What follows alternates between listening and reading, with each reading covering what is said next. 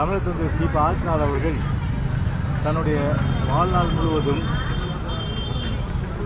தமிழ் என்ற அந்த உணர்வோடு தமிழுக்கே முழுமையாக தம்மை அர்ப்பணித்து அவர் மேல நாட்டிலே படித்தாலும் கூட தன்னுடைய தாய்மொழியாக இருக்கின்ற இன்னுயிராக இருக்கின்ற தமிழ் மொழி பட்டி தொட்டியெல்லாம் பரவ செய்த வேண்டும் என்ற வகையில் தினத்தந்தி என்ற அந்த நாளிதழை நிறுவி அதன் மூலம் பாமர மக்கள் கூட ஒரு தமிழ் கற்றார்கள் என்று சொன்னால் அந்த தினத்தந்தி நாளிதழை நிறுவிய ஐயா தமிழர் தந்தை சீபா ஆழ்நாளையே நிச்சயமாக சாரும் என்பதை இந்த நேரத்தில் நான் பெருமையோடு குறிப்பிட கடமைப்பட்டிருக்கின்றேன். ஐயா சீபா ஆழ்நாள் பொறுத்தவரை ஒரு அமைச்சர், அதே போன்று அவருடைய வரலாறு என்று சொன்னால் குறிப்பாக சட்டமன்றத்திலே அவர் சட்டமன்ற பேரவைத் தலைவராக இருந்த காலம் நிச்சயமாக யாராலும் அது மறைக்க முடியாது, மறுக்கவும் முடியாத வரலாற்று சாதனையாக இருக்கின்றது. ஏன் சொல்றேன்னு சொன்னால், பொதுவாகவே சட்டமன்றம் என்பது ஒரு ஜனநாயகத்தில் 4 தூண்களில் ஒரு முக்கியமான தூணாக இருப்பது சட்டமன்றம். ஏன்னா அந்த சட்டமன்றத்தை ஒரு மேல நாடுகளில் உள்ளது போல, அதாவது House of Commons, House of Lords என்ற வகையில் அரசியல் சார்பற்று அந்த நிலைக்கு சபாநாயகர் அந்தஸ்து வந்தவுடனேயே அரசியலுக்கு அப்பாற்பட்டு ஒரு சபையை நடத்தி இன்றைக்கும் கூட எல்லோராலும் அறிஞர் பெருமக்களாலும் போற்றப்படுகின்றவராக நம்முடைய ஐயா தமிழர் தந்தை சீபா ஆழ்நாள் அவர்கள் இருக்கின்றார்கள்.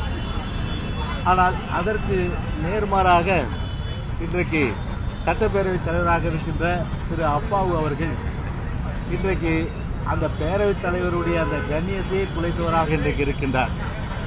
குறிப்பாக பேரவைக்கென்று ஒரு மாண்புகள் உண்டு. ஆனால் அந்த மாண்புகளை எல்லாம் காற்றிலே பறக்கவிட்டு அதன் அடிப்படையில் ஒரு அரசியல்வாதி போல கருத்துக்களை சொல்லி இன்றைக்கு நீதிமன்ற படிக்கட்டுகளிலே இன்றைக்கு ஏறிக்கொண்டிருக்கின்றார்கள்.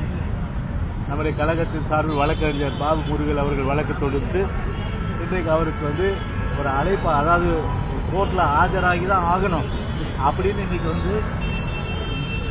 சிரிக்கிறார், ஆஜராக வேண்டும் என்ற வகையிலே அந்த ஒரு நீதிமன்ற உத்தரவு என்பது ஒரு சபாநாயகர் இதுவரையிலே இல்லாத ஒரு சபாநாயகர் இந்த மாதிரி ஒரு நீதிமன்றம் அழைத்திருக்கிறார். ஆனால் அப்படிப்பட்ட ஒரு நிலைக்கு இன்றைக்கு ஒரு சபாநாயகர், தற்போதைய சபாநாயகர் உள்ளாகிவிட்டார் என்று நினைக்கும் போது அந்த பேரவைத் தலைவருடைய அந்த மாண்பே குலைத்து கண்ணியத்தை குலைத்த ஒரு பெருமைக்குரியவராக இன்றைக்கு சபாநாயகர் அப்பாவு அவர்கள் இருக்கிறார் என்பதை இந்த நேரத்தில் நான் சொல்லியாக வேண்டும் என்பதை சொல்லி எனக்கு அந்த வித்தியாசத்தை நான் சொல்லுகின்றேன்.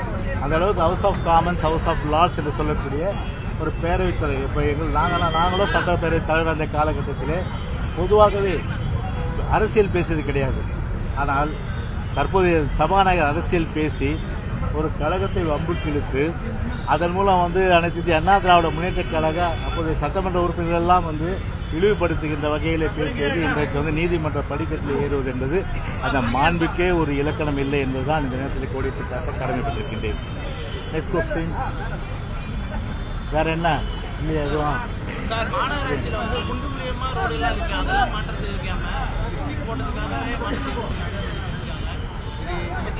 இல்லை, இப்போ சென்னை மாநகரத்தில் பார்த்தீங்கன்னா பல்வேறு பிரச்சனைகள். இன்னைக்கு சாலையில் ஒரு பக்கம் குண்டு குழியுமா இருக்கு, ஒரு பக்கம் பார்த்தீங்கன்னா மழைநீர், ஒரு நாள் மழைக்கு பார்த்தீங்கன்னா அங்கங்கே மழைநீர் தேங்கி இருக்கு. அந்த மழைநீர் போகக்கூடிய அளவுக்கு வாய்க்கால்கள் இணைக்கப்படல, தூர் வரப்படல.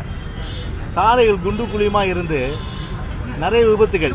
குறிப்பாக சமீபத்தில் கோயம்பேட்டில் ஒரு பெண்மணி அந்த குண்டு குழிமால உள்ள அந்த இதில் வண்டி போய் அதுலேருந்து தூக்கி எறியப்பட்டு ஒரு பெரும் வாகனத்தில் அடிபட்டு செத்ததெல்லாம் ரொம்ப மனசு சங்கடப்படக்கூடிய, ஒரு கவலைப்படக்கூடிய, வேதனைப்படக்கூடிய விஷயம். ஆனால் இதெல்லாம் இப்போது இருக்கின்ற சென்னை மாநகராட்சி நிர்வாகமோ, குறிப்பாக மேயரோ துணை மேயரோ அவர் கண்டுகொள்வது கிடையாது. சென்னை மாநகராட்சி எப்படி சீரழிஞ்சால் என்ன என்ற வகையில் தான் இன்னைக்கு கொசு தொல்லை பார்த்தா அதிகமான இருக்கு. கிட்டத்தட்ட 13,000 பேர் இன்னைக்கு டெங்குவால் பாதிக்கப்பட்டிருக்காங்க. கிட்டத்தட்ட 6 பேர் மரணம் அடைஞ்சிருக்காங்க. அதை பற்றி கொசு ஒழிக்க வேண்டும் அந்த எண்ணம் கூட இல்லாமல் இன்றைக்கு மாநகராட்சியில் ஒரு ஈகோ பிரச்சனை. அதாவது டெப்டி மேயருக்கும் உள்ள ஈகோ பிரச்சனை. அதாவது கமிஷன் வாங்குவதில் ஒரு ஈகோ பிரச்சனையில் இன்னைக்கு பெரிய அளவுக்கு இன்னைக்கு வந்து ஒரு உள்குத்து நடந்துட்டு ஒருத்தர் முழுவில் குத்துற வேலையா இன்னைக்கு வந்து ஒட்டுமொத்த மாநகராட்சி இன்னைக்கு ஸ்தம்பித்திருக்கு. அதில் ஒன்றா பார்த்தீங்கன்னா இந்த லிப்ஸ்டிக் பிரச்சனை இன்னைக்கு வந்து பெரிய பிரச்சனை. இப்போ மேயர் பிரியா வந்து அவங்களுக்கு மனு கொடுக்க போனோட லிப்ஸ்டிக் யாரும் போட முடியாது போல இருக்கு. ஸோ அந்த அளவுக்கு தான் இன்னைக்கு பார்த்தீங்கன்னா லிப்ஸ்டிக்னால அவங்க கனவுல வந்து பெரிய எதிரியாக இன்னைக்கு பார்க்குற அளவுக்கு. வஞ்சிக்கோட்டை வாலிபன் படம் பார்த்துருப்பீங்க நீங்கள். அதில் அந்த வைஜெயந்தி மாலாவும் இந்த பத்மினியும் ஒரு ஆட்டம் வரும் இல்லையா, நடனம் வரும் இல்லையா, அதில் ஒருத்தர் பாடுவாங்க, என்ன பாடுவாங்க, இன்னொருத்தி நிகராகுமோ எனக்கு இன்னொருத்தி நிகராகுமோ, இடித்தால் மழையாகுமோ பேதை பிணை இடித்தால் மழையாகுமோ, இன்னொருத்தி நிகராகுமோ, அந்த மாதிரி நீங்கள் எனக்கு நிகரா அப்படின்ற அளவுக்கு இன்னைக்கு லிப்ஸ்டிக் கூட இன்னைக்கு வந்து ஒரு அடிப்படையான விஷயம். இந்த பெண்கள் லிப்ஸ்டிக்ன்றது அதை கூட இன்னைக்கு வந்து பூசக்கூடாதுன்னு சொல்லி அதுக்கும் வந்து ஒரு தடை போடுகின்ற வகையில் அந்த அம்மா தூக்கி டிரான்ஸ்ஃபர் பண்ணுறது பெரிய அளவுக்கு வந்து இன்னைக்கு பிரச்சனைலாம் பண்ணும்போது அடிப்படை விஷயமாக இருக்கின்ற அடிப்படை கட்டமைப்பு வசதி சென்னையில் அதில் கவனம் செலுத்தாமல் சென்னை மாநகராட்சியில் கமிஷனுக்கும் இந்த லிப்ஸ்டிக் அடிச்சவங்களுக்கு தான் இன்னைக்கு வந்து பிரச்சனையாக இன்னைக்கு இருக்கு நிலைமை. அதிமுக தொண்டர்களை ஒன்றிணைய விடாமல் இபிஎஸ் அணி தடுப்பதனால தான் அதிமுக தொடர் தோல்வியை சந்திச்சுட்டு இருக்கு. ஓபிஎஸ் ஒரு விமர்சனத்தை சந்திச்சுட்டு இருக்காரு. இல்லை, இப்போ அவருக்கு ஏற்கனவே போச்சால் பதில் கொடுத்துட்டாரு. திருப்பி அரிசமாக அறிக்க வேணாம். அதனால் வந்து அதை பற்றி நான் பேச விரும்பலை. ஓகே,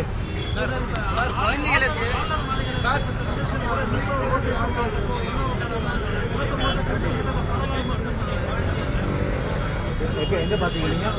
ஆளுநர். ஆமாம், எதுக்கு கட்சிக்கு எல்லாம் துரோகம் பண்ணிட்டு கட்சிக்காரங்களாம் வந்து வெறுத்து ஒதுக்குங்கிற அப்படிப்பட்டவர்களோட முகத்திலே முடிக்கக்கூடாது.